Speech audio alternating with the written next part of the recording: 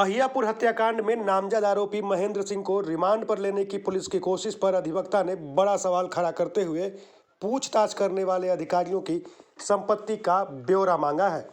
अधिवक्ता का कहना है कि बिना ठोस कारण बताए पुलिस रिमांड मांग रही है, जो कि उचित नहीं है। मुख्य न्यायिक दंडाधिकारी के समक्ष पुलिस ने आवेदन देकर कहा, हत्याकांड मामले में महेंद्र सिंह से पूछताछ बेहद आवश्यक है। लेकिन आरोपी के अधिवक्ता अनिल कुमार ठाकुर ने इसका विरोध करते हुए कहा कि उनके मुवक्किल पहले ही जांच में सहयोग करने की बात कह चुके हैं। इसके बावजूद पुलिस उन्हें रिमांड पर लेना चाहती है, जो अनुचित है।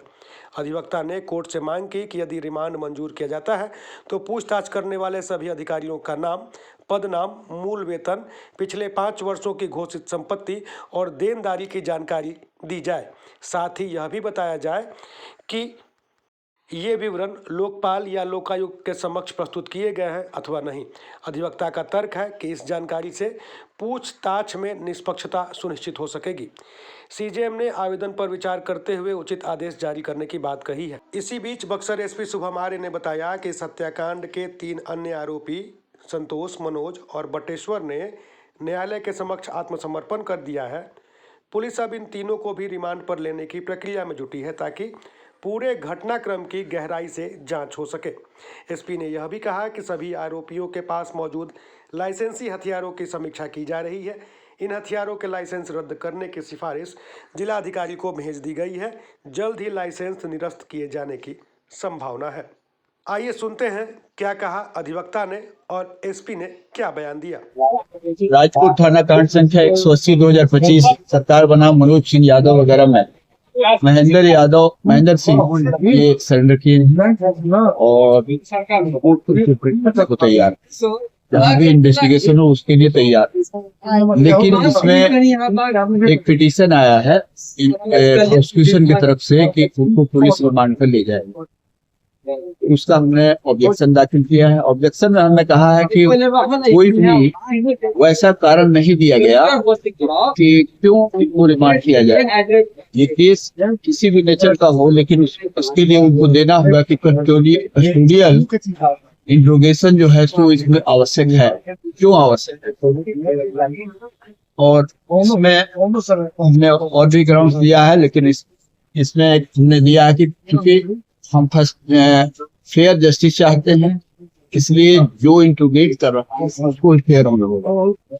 और इसके लिए हमने मांग किया है कि जो इंट्रोगेशन बोर्ड में जो रहेंगे उनका नाम, पदनाम और उनका बेसिक सैलरी और उनका declaration of asset and liability under section 44 of Lokpal and Lokayukta, ये 5 लगातार 5 फाइनेंशियल ईयर का वो दे, ताकि जाहिर हो कि वो भी फेयर हैं और ईमानदार हैं और यहाँ पर जस्टिस के लिए इसी की आवश्यकता है।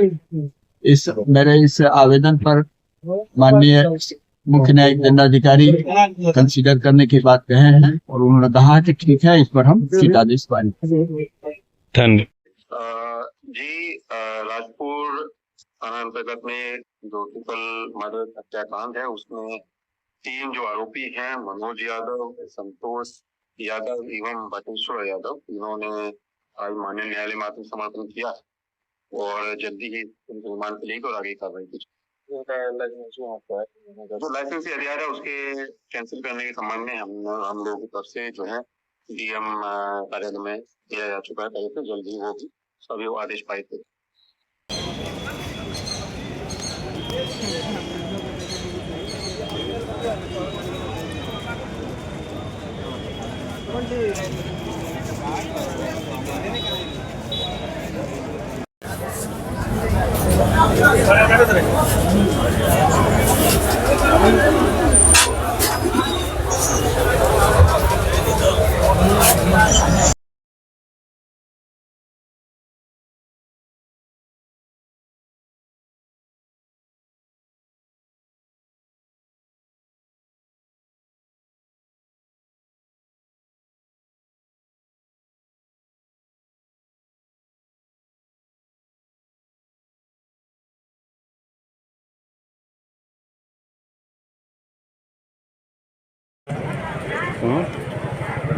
हाँ कर गया।